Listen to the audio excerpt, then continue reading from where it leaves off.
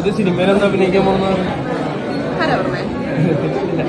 ഞാൻ തന്നെ കല്യാണത്തിന് എന്റെ കല്യാണം കഴിഞ്ഞു. നിങ്ങൾ കല്യാണം കഴിഞ്ഞിട്ടല്ലേ ജീവിക്കണത്? ലിവിംഗ് ടുഗദർ അല്ലേ? ഞങ്ങൾ തമ്മിലുള്ള ബന്ധം ഡിഫൈൻ ചെയ്യാനൊക്കെ ഒരുപാട് നാൾ നടന്നൊക്കെയാണ്. പക്ഷെ ആ ഡെഫിനേഷൻ സിമ്പിൾ ആയിട്ട് ഞാൻ പറഞ്ഞുതരാം. രണ്ട് സിമിലർ മൈൻഡഡ് ആയിട്ടുള്ള ആൾക്കാർ ഒരു പ്രഷർ സിറ്റുവേഷനിൽ ഇട്ടാൽ ഓപ്പോസിറ്റ് സെക്സിലുള്ള അട്രാക്റ്റീവ് ആയിട്ടുള്ള സിമിലർ മെന്റാലിറ്റി ഉള്ള പെട്ടെന്ന് കണക്ട് ആവാൻ സാധ്യതയുള്ള ആളുകളാണെങ്കിൽ ഹ്യൂമൻ ബോഡി റിയാക്ട് ചെയ്യും. Flash back. എല്ലാവർക്കും നമസ്കാരം. അങ്ങനെ അവസാനം ചപ്രി കോംബോകൾ അടിച്ച് പിരിഞ്ഞിരിക്കുകയാണ് ഗായ്സ്. ഏറെ ദുഃഖകരമായിട്ടുള്ളൊരു വിഷയമാണ് നമ്മളിന്ന് സംസാരിക്കാൻ പോകുന്നത്. ബിഗ് ബോസ് സീസൺ 6 നമുക്ക് 2 വർഷം പിന്നിലോട്ട് ഒന്ന് സഞ്ചരിച്ചിട്ട് വരാം. അതിനു മുന്നേ നമുക്ക് പ്രസന്റ് കാര്യമായ ബിഗ് ബോസ് സീസൺ 8 വരാൻ പോവുകയാണ്. പ്രൊമോയും കാര്യങ്ങളൊക്കെ നിങ്ങൾ കണ്ടിട്ടുണ്ടായിരിക്കും. ഞാൻ എന്തായാലും ഇപ്രാവശ്യവും എന്നാൽ കഴിയുന്ന രീതിയിൽ ഞാൻ കാണുമ്പോൾ എനിക്ക് ശരിയെന്ന് തോന്നുന്നു തെറ്റെന്ന് തോന്നുന്ന കാര്യങ്ങളുമായിട്ട് വ്യക്തമായിട്ട് എൻ്റെ അഭിപ്രായം പറഞ്ഞുകൊണ്ട് ഇപ്രാവശ്യവും എത്തുന്നതായിരിക്കും. അതുകൊണ്ട് ബിഗ് ബോസ് റിവ്യൂ കാണാൻ ആഗ്രഹമുള്ളവർ ഒന്ന് താഴെ കമൻറ്റ് ചെയ്യുക. അതുപോലെ ചാനൽ സബ്സ്ക്രൈബ് ചെയ്ത് വയ്ക്കുക, വീഡിയോ ലൈക്ക് കൊടുക്കുക, എന്തെങ്കിലുമൊക്കെ ചെയ്യുക. അപ്പോൾ നമുക്ക് പുതിയൊരു ബിഗ് ബോസ് സീസൺ 8 വരുന്നത് കൊണ്ട് തന്നെ പുതിയ അഗ്നി പരീക്ഷകളും അതും ഇതുമൊക്കെ ആയിട്ട് എന്തോ വൻ സെറ്റപ്പൊക്കെയാണ് ഉദ്ദേശിക്കുന്നത്. എന്തായാലും ഫൈനലി വരുമ്പോൾ എന്ന് വെച്ച് കഴിഞ്ഞാൽ അൽക്കുലത്ത് അടിയും വഴക്കുമൊക്കെ തന്നെയാണ്. അതിൽ വേറെ മാറ്റമൊന്നുമില്ല. പിന്നെ ഇപ്പോൾ കുറെ ബൂസ്റ്റപ്പ് കൊടുക്കുമല്ലോ, അഗ്നി പരീക്ഷ, അഗ്നി ഇല്ലാത്ത പരീക്ഷ എന്നൊക്കെ പറഞ്ഞെങ്കിൽ ബൂസ്റ്റപ്പ് ആയിട്ട് ഫൈനലി ഒറ്റ വാക്കിൽ ഉത്തരം പറയുക, അടിയും വഴക്കും മുണ്ടോക്കി കാണിക്കും. ഇത് തന്നെ, വേറെ പരിപാടിയൊന്നുമില്ല. പിന്നെ നമ്മുടെ അഗ്നി പരീക്ഷയുടെ പ്രൊമോഷനൊക്കെ ആയിട്ട് നമ്മുടെ മാരാർജിയൊക്കെ വന്നിട്ടുണ്ടായിരുന്നു. രഞ്ജിനി ഹരിദാസ് ഉണ്ട്, റിയാസ് ഉണ്ട്. റിയാസിനൊക്കെ എഴുതി തള്ളിയ അവസ്ഥ. പിന്നെ മാരാർജി നിലപാടില്ല, നിലവാരമില്ല, ഒരു ബോധമില്ല, അങ്ങനത്തെ ടീമാണ് മാരാർജി. അങ്ങനെ അതൊരു ഇത്. അതിനിപ്പോൾ ഞാൻ കണക്കി കൂട്ടിയിട്ടില്ല. അത് വിട്ട കേസ്. വിട്ട വാക്ക് കൈവിട്ട ആയുധം തിരിച്ചെടുക്കാൻ പറ്റൂല എന്ന് പറയുന്ന പോലെ മാരാറിനൊക്കെ ഞാൻ വിട്ട്. അത് പോട്ടെ. അപ്പൊ ബിഗ് ബോസ് സീസൺ 6 നമുക്കൊന്ന് പോയിട്ട് വരാം. Big boss season 6 Jasmine, Jafar and Gabri Jose ഇവർ തമ്മിലുണ്ടായിരുന്നൊരു വണ്ടർഫുൾ കോംബോ ഉണ്ടായിരുന്നു. എന്തായിരുന്നു പ്രഹസനം. ഓക്കെ, ഞങ്ങളിപ്പോ കെട്ടുവോ ജപ്രി ഗ്രൂപ്പുകൾ വരെ ഉണ്ടായിരുന്നു. ജപ്രി കോംബോ, എന്തൊരു ജാസ്മിൻ ജപ്രി, അവന്റെ ജായ മറ്റവന്റെ ജിട്ടിയല്ലേ ജപ്രി, അങ്ങനെ എന്തൊക്കെ ഗ്രൂപ്പുകൾ ഉണ്ടായിരുന്നു. ഇപ്പൊ ആർമിയൊക്കെ പിരിച്ചു കിട്ടുന്നതാണ് കേൾക്കുന്നത്. അറിയത്തില്ല എത്രത്തോളം സത്യമാണെന്ന്. എന്തായാലും അങ്ങനെ കുറെ മൊണ്ണേശികൾ അത് വിട്. അപ്പൊ ജപ്രി കോംബോകൾ ഇപ്പോ റീസെന്റ് അടിച്ചു പിരിഞ്ഞിരിക്കുകയാണ്. ആൾക്കാരെല്ലാരും തെറ്റിദ്ധരിച്ചിരുന്നു ജാസ്മിനും ഗബ്രിയും റിലേഷനിലാണ് എന്ന് വരെ ചിന്തിച്ചിരുന്നു കേട്ടോ. ഞാൻ അടക്കം ഞാൻ വിചാരിച്ചാണോ റിലേഷനിലായിരിക്കും ജീവിച്ചു പോട്ടെ, എന്തെങ്കിലും ചെയ്യട്ടെന്ന് പറഞ്ഞു വിട്ട കേസാ. അതും വിട്ട കേസാ. പക്ഷെ ഇപ്പൊ റീസെന്റ് വീണ്ടും ചർച്ചാ വിഷയമാകുകയാണ് ജബ്രി കോംബോകൾ. ഈ ജബ്രി കോംബോ ഇഷ്ടമില്ലാത്തവരുണ്ടെങ്കിലും താഴെ ഒന്ന് കമന്റ് ചെയ്തേക്ക് അറിയാൻ വേണ്ടിയിട്ട്. അപ്പൊ റീസെന്റ് ഏതോ ഒരു സിനിമയുടെ പ്രൊമോഷനുമായി ബന്ധപ്പെട്ട് നമ്മുടെ ഷൈൻ ടോം ചാക്കോ അടക്കമുള്ള ഒരു ഇന്റർവ്യൂവിൽ ഗബ്രി കുറച്ച് കാര്യങ്ങൾ പറഞ്ഞു. അതാണിപ്പം തിരിഞ്ഞടിച്ച് അണ്ണാക്കി കിട്ടിക്കൊണ്ടിരിക്കുന്നത്. ജാസ്മിനെ തേച്ചു ഗബ്രി.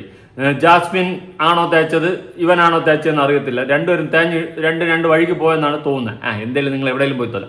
അപ്പോൾ ഷൈൻ ടോം ചാക്കോ കുറച്ച് കാര്യങ്ങൾ അത്ഭുതത്തോടെ കേൾക്കുകയാണ് ഗബ്രി കോംബോയെ പറ്റി കേട്ട സമയത്ത്. അതായത് ഇവന്റെ ഗബ്രിയുടെ ഇവന്റെ പേര് അതും മറന്നുപോയി. അപ്പൊ ഇവ സിംഗിൾ ആണെന്ന് കേട്ടപ്പോ ഷൈൻ ടോം ചാക്കോ അടക്കം ഞെട്ടി.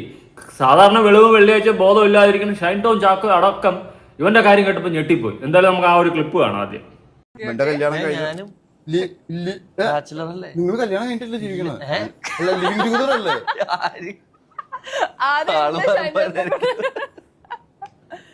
ഞാൻ തെറ്റിദ്ധരിക്കപ്പെടുന്നതാണോ എന്നെ തെറ്റിദ്ധരിപ്പിക്കുന്നതാണോ എന്നറിയില്ല.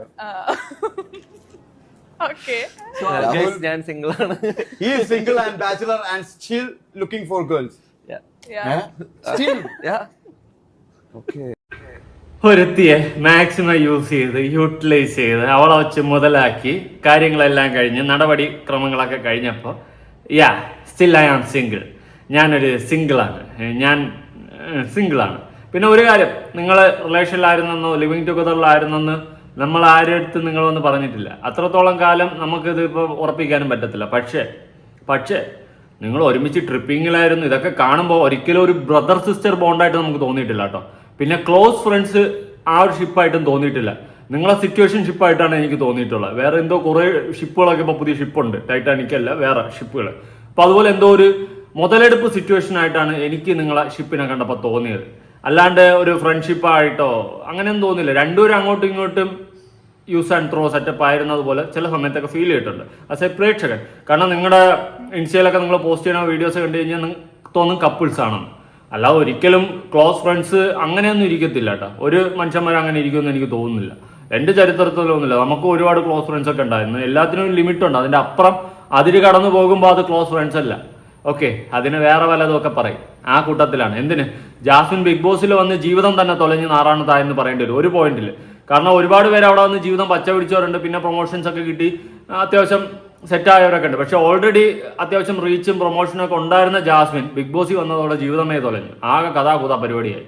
പിന്നെ ആൾക്കാർ ആ കണ്ണി കാണാൻ തുടങ്ങി. പ്രത്യേകിച്ച് പുറത്തൊരു എൻഗേജ്മെന്റ് ഒക്കെ കഴിഞ്ഞിരുന്ന് അവനടക്കം മൂഞ്ചിച്ചുകൊണ്ട് ഇവൾ അതിൻ്റെ അകത്ത് കാണിച്ച അൽക്കുലത്ത് പരിപാടികൾ നാട്ടുകാർ വലിച്ചൊട്ടിച്ച് പഞ്ചറാക്കി വിട്ടു. പിന്നെ അതിനുശേഷം നടന്ന ചരിത്രമാണ്. പിന്നെ ജാസ്മിനൊക്കെ അങ്ങ് ഒതുങ്ങിയായിരുന്നു. പിന്നെ കാണാനില്ല. കാരണം ഒരു സമയത്ത് കാട്ടിക്കൂട്ടിയതിനെല്ലാം അണ്ണാക്കിൽ ദൈവം കൊടുക്കുമെന്ന് പറയുന്ന പോലെ കർമ്മയടിച്ച് അണ്ണാക്കി കിട്ടി പിരിവെട്ടി ഇരുന്ന ജാസ്മിനെയൊക്കെ നമുക്ക് കാണാൻ സാധിച്ചിട്ടുണ്ടായിരുന്നു. പിന്നെ മൊത്തത്തിൽ മൂഞ്ചിയിരുന്നു. പിന്നെ അതിനുശേഷം ആകെ മൊത്തം ടോട്ടൽ ഹൂ ഹാ ഹഫാ ഹൂ ആ അവസ്ഥയിലോട്ട് പോയിട്ടുണ്ടായിരുന്നു. എന്തായാലും ഇപ്പൊ ജബ്രി പറയുന്നു still I M single looking for girls wow amazing എന്നൊക്കെ ഉള്ള രീതിയിൽ അവൻ പറയുന്നുണ്ട്. പക്ഷെ കുറച്ച് നാൾ മുന്നേ നീ പറഞ്ഞ കടി വർത്താമാനമുണ്ട്. നമുക്ക് അതൊന്ന് കേൾക്കാം. സിമ്പിൾ ആയിട്ട് ഞാൻ പറഞ്ഞുതരാം. രണ്ട് സിമിലർ മൈൻഡഡ് ആയിട്ടുള്ള ആൾക്കാരെ ഒരു പ്രഷർ സിറ്റുവേഷനിൽ ഇട്ടാൽ ഓപ്പോസിറ്റ് സെക്സിലുള്ള അട്രാക്റ്റീവ് ആയിട്ടുള്ള സിമിലർ മെന്റാലിറ്റി ഉള്ള പെട്ടെന്ന് കണക്ട് ആവാൻ സാധ്യതയുള്ള ആളുകളാണെങ്കിൽ ഹ്യൂമൻ ബോഡി റിയാക്ട് ചെയ്യും. Flashback. ഞാനെന്തോടാ നിന്റെ ഭാര്യ? അല്ല, കുളിക്കാൻ പോയി എന്നെ വിളിച്ചിരുത്തി അടുത്തിരുത്തി വന്ന് സംസാരിച്ച കയ്യിൽ ഉമ്മയൊക്കെ തന്ന് കുളിക്കാൻ വിടും. നമ്മുടെ ഉള്ളിൽ ഹോർമോൺസ് ഉണ്ട്. നമ്മുടെ ഉള്ളിൽ കുറെ പരിപാടികളുണ്ട്. നമുക്ക് കൺട്രോൾ ചെയ്യാൻ പറ്റാത്തൊരു കാര്യമുണ്ട്. അതിപ്പോ കല്യാണം കഴിഞ്ഞവരാണെങ്കിലും എന്താണെങ്കിലും തോന്നും. ഇന്നലെ കടിയായിരുന്നു. നമ്മുടെ ഉള്ളിൽ ഉള്ള ഹോർമോൺസ് ആണ് നമുക്ക് വരുന്ന ഫീലിംഗ്സിനെ കൺട്രോൾ ചെയ്യണത്.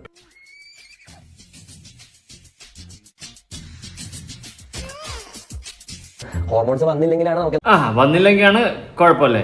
നമ്മുടെ ഭാഷയിൽ ഇതിനെ കഴപ്പ് കടി എന്നൊക്കെ പറയാറുണ്ട് കേട്ടോ. ഈ ഹോർമോൺ നിനക്കിങ്ങനെ ചാടി കിടക്കുന്നത് നിന്റെ വീട്ടിലെ ഇപ്പോൾ അമ്മയുടെ അടുത്തോ പെങ്ങളുടെ അടുത്തോ നിന്റെ ക്ലോസ് ഫ്രണ്ട്സ് ആയിട്ടുള്ളവരടുത്തോ നിനക്ക് ഈ കഴപ്പ് വരത്തില്ല. ഓക്കെ, നിന്റെ ഈ ഹോർമോൺ വരത്തില്ല. ഇതിനെയാണ് കടിയെന്ന് പറയുന്നത്. മനസ്സിലായി? നിനക്ക് കടിയായിരുന്നു, അവൾ ആ കടിയിലിരുന്നു. അതേ എനിക്ക് പറയാനുള്ളൂ. കൂടുതലായിട്ടൊന്നും എനിക്ക് പറയാനില്ല. ഇപ്പം എനിക്കായാലും അതുമല്ല, നമ്മളെ വീട്ടിൽ നമ്മളെ ഫ്രണ്ട്സിൻ്റെ അടുത്തോ നമ്മളെ അമ്മയുടെ അടുത്തോ പെങ്ങളുടെ അടുത്തോ നമുക്ക് ഈ ഹാർമോണിൻ്റെ വിഷയം വരില്ല. എത്ര നാൾ എവിടെ ഇരുന്നാലും.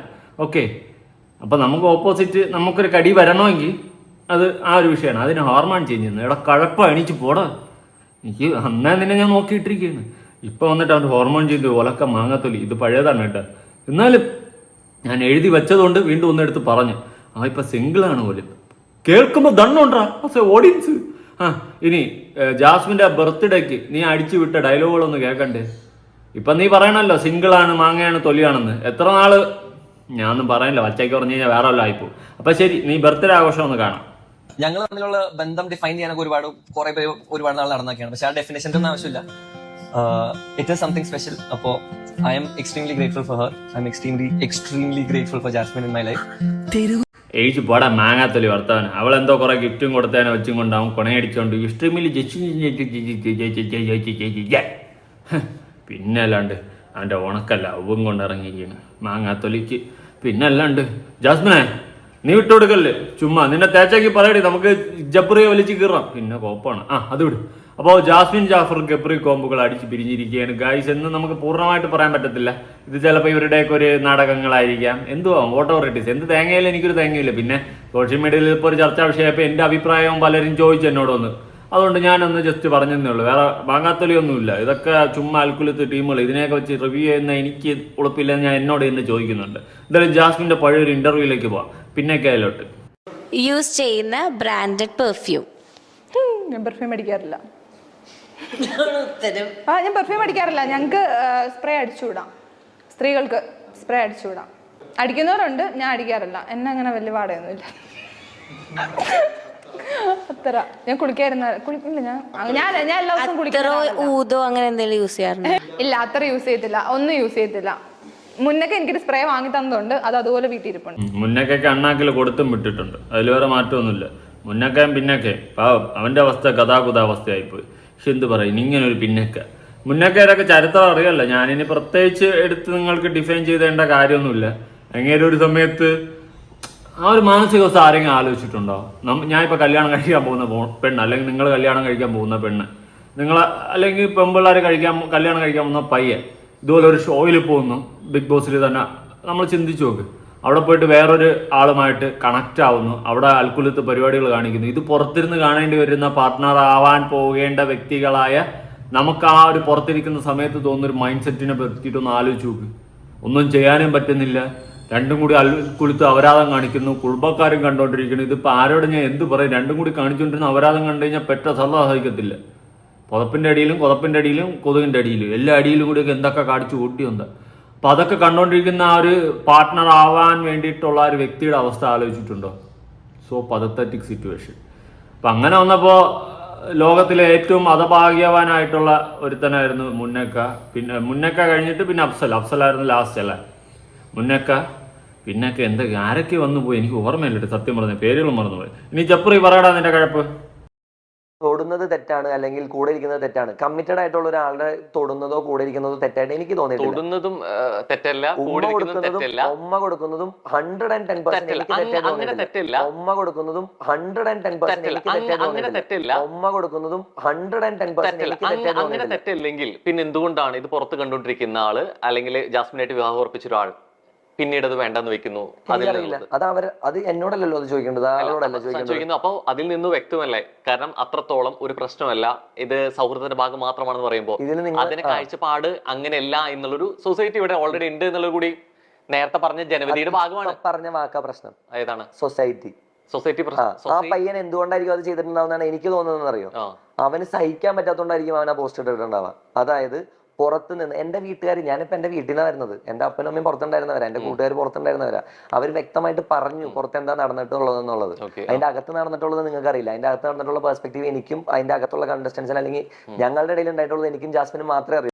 എടാ മുന്നേഷേ, നിന്റെ അടുത്ത് ഞാൻ അങ്ങോട്ടൊരു ചോദ്യം ചോദിക്കാം, വേറെ ഒന്നുമില്ല. നാളെ നീ ഒരു പെണ്ണ് കിട്ടി, കേട്ടോന്ന് നിനക്ക് കിട്ടും, അല്ലെങ്കിൽ അവരാദ്യമൊക്കെ പെണ്ണ് കിട്ടാൻ വലിയ എളുപ്പമാണ്, പാടൊന്നുമില്ല. അപ്പം നീ നാളെ ഒരു പെണ്ണ് കിട്ടി കഴിഞ്ഞാൽ അവളെ പിടിച്ച് ഞാൻ ഉമ്മ വെച്ചാൽ നിനക്ക് എന്ത് ഫീലിങ്സ് ആയിരിക്കും? നീ എൻജോയ് ചെയ്യുമോ? അറിയാൻ പാടില്ലാത്തതുകൊണ്ട് ചോദിച്ചാൽ കേട്ടോ, എൻ്റെ ഒരു ഡൗട്ടാണ് ഞാൻ ചോദിച്ചത്. നാളെ നീ ഒരു പെണ്ണ് കിട്ടുമ്പോൾ അവളുടെ ഫ്രണ്ട്സ് ആരെങ്കിലും വന്ന് അവളെ കെട്ടിപ്പിടിച്ച് രണ്ട് ഉമ്മയെ കൊടുത്ത് രണ്ട് പിടിയൊക്കെ പിടിച്ച് വലിച്ചൊക്കെ വിട്ട് കഴിഞ്ഞാൽ നീ കണ്ടോണ്ടിരിക്കോടാ കൂട്ടാ? അങ്ങനെയാണെങ്കിൽ നിന്നെ പോലത്തെ ഒരു മൊണ്ണ ഈ ലോകത്തില്ലെന്നേ ഞാൻ പറയത്തുള്ളൂ. എനിക്ക് പറ്റത്തില്ലടേ, ഞാൻ അത്രയ്ക്ക് അങ്ങോട്ട് പുരോഗമന ചിന്താഗതി കയറിയിട്ടില്ല. ഞാൻ കെട്ടണ പെണ്ണിനെ വേറെ വന്ന് പിടിച്ച് വലിച്ച് ഇത്തരത്തോട്ട് പോയിട്ട് ഉമ്മയും കൊടുത്ത് വിട്ട് കഴിഞ്ഞാൽ എനിക്ക് കണ്ടോണ്ടിരിക്കാൻ പറ്റത്തില്ല. ഓക്കെ, അയ്യോ ഞങ്ങൾ സഹോദര ബോണ്ടാണെന്ന് പറഞ്ഞാലും എനിക്ക് പറ്റത്തില്ല.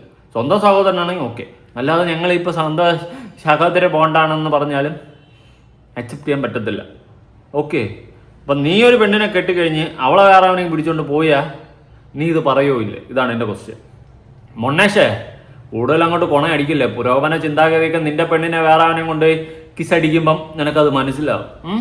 ഓക്കെ, അവൻ പുരോഗമനം ഉണ്ടാക്കാൻ വന്നിരിക്കുന്നത്, അവൻ്റെ കഴപ്പും കടിക്കാൻ മറ്റവന്മാരെ. എനിക്ക് പഴയ ട്രോമയിലോട്ട് പോകണം, 2024 ഇത് സിനിമയിൽ എന്താ അഭിനയിക്കാൻ പോകുന്നത്? കല്യാണത്തിന് ഇവിടുന്നായിരിക്കും ഗോൾഡൊക്കെ. കല്യാണം ആവട്ടെ, ഗോൾഡ് ശരി മതി. Thank you. നിങ്ങൾക്ക് എന്ത് നിങ്ങളുണ്ടല്ലോ ആ കോസ്റ്റ്യൂമിന്റെ കളർ. അയ്യോ ഞാൻ പേര് മറന്നു, ഞാൻ ഇവിടെ അടുത്തൊരു ഷോപ്പിൽ നിന്ന് കൊളാബല്ല. കൊളാബ് എടുക്കാനുള്ള സമയം കിട്ടാത്തുണ്ടല്ലോ, കൊളാബ് എടുക്കാത്തോണ്ടല്ല, അങ്ങനെ എടുത്തിരിക്കുന്നത്. അടിപൊളി കളക്ഷൻസാ. ട്രൈ നോക്കാൻ പറ്റുമോ? ഇല്ല, എല്ലാം ട്രൈ ചെയ്ത് നോക്കാൻ പറ്റില്ല. എല്ലാം ഞാൻ കുറെയൊക്കെ ഞാൻ എടുത്ത് നോക്കി, കുറെയൊക്കെ കണ്ടു.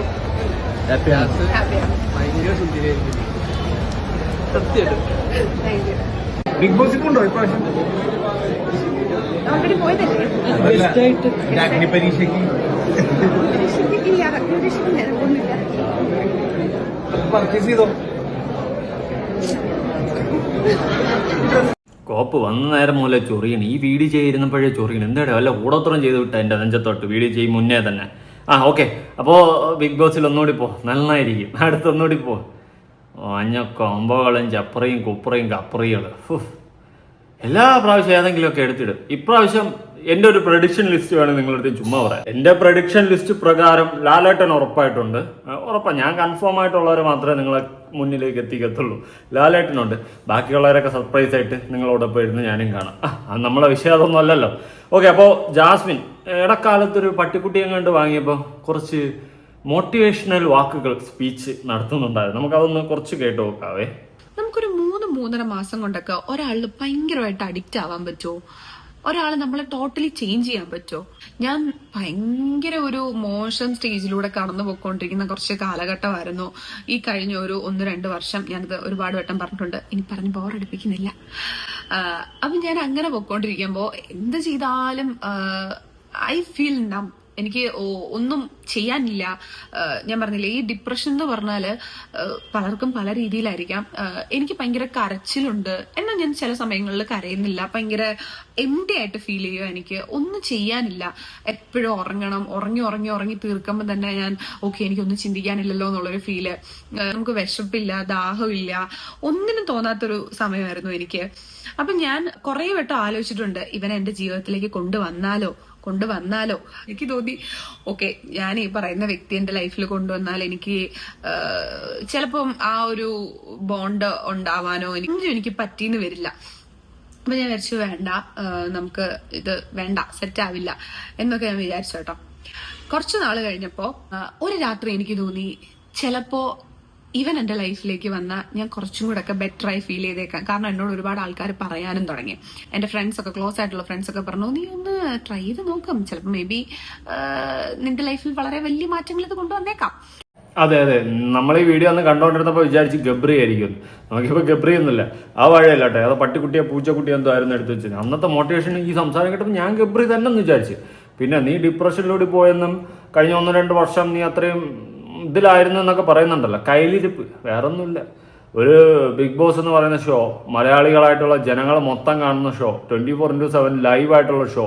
ഇതിൻ്റെ അകത്ത് പോയിട്ട് അപരാധം കാണിച്ചു കഴിഞ്ഞാൽ പിന്നെ നാട്ടുകാർ പിടിച്ച് ഉമ്മോയ്ക്കുമായിരിക്കും. പോസിറ്റീവ് പ്രോഗ്രസീവ് ചിന്താഗതിയും കൊണ്ട് അങ്ങോട്ട് കയറിപ്പോയി നാട്ടുകാർ വലിച്ചു ഒട്ടിച്ച് ഫ്ലാറ്റാക്കി വിട്ട്. അതാണ് സംഭവിച്ചത്. ചപ്പറിയും കുപ്പറിയൊക്കെ അങ്ങ് വെളിയിൽ, അല്ലാണ്ട് ഇതിൽ വന്നിരുന്ന് കണവനാന്ന് കളിച്ചു കഴിഞ്ഞാൽ നാട്ടുകാരെടുത്ത് പഞ്ഞിക്കിട്ട് പൊങ്കലിട്ട് അടിച്ചൊട്ടിച്ച് റൊട്ടിയാക്കി വെക്കും. അത് വേറെ സത്യം, പ്രപഞ്ച സത്യം. ഓക്കെ, അതുകൊണ്ട് കയ്യിലിരിപ്പായിരുന്നു ആ ഒരു വീഴ്ചയ്ക്കുള്ള ഏക മാർഗം എന്നാണ് ഞാൻ മനസ്സിലാക്കുന്നത്. എന്തായാലും നിങ്ങളുടെ അഭിപ്രായങ്ങളും കാര്യങ്ങളൊക്കെ ഉറപ്പായിട്ട് താഴെ കമന്റ് ചെയ്യും. നീയൊക്കെ അടിച്ച് പിരിഞ്ഞാലും എനിക്കൊന്നുമില്ല, നീയൊക്കെ അടിച്ച് ഒന്നിച്ചാലും എനിക്കൊന്നുമില്ല. നീ എന്തെങ്കിലും ചെയ്തോലെ, ഇതെന്തിന് ഇവിടെ വന്ന് നിൽക്കണമെന്നാണ് അടിക്കുന്നത് എന്നല്ലേ നിങ്ങൾ ചിന്തിക്കുന്നത്. എല്ലാവരും പറഞ്ഞു, ഞാനും പറഞ്ഞു, അത്രേ ഉള്ളൂ. അപ്പോൾ ശരി, പുതിയൊരു വീഡിയോ ആയിട്ടാണ്.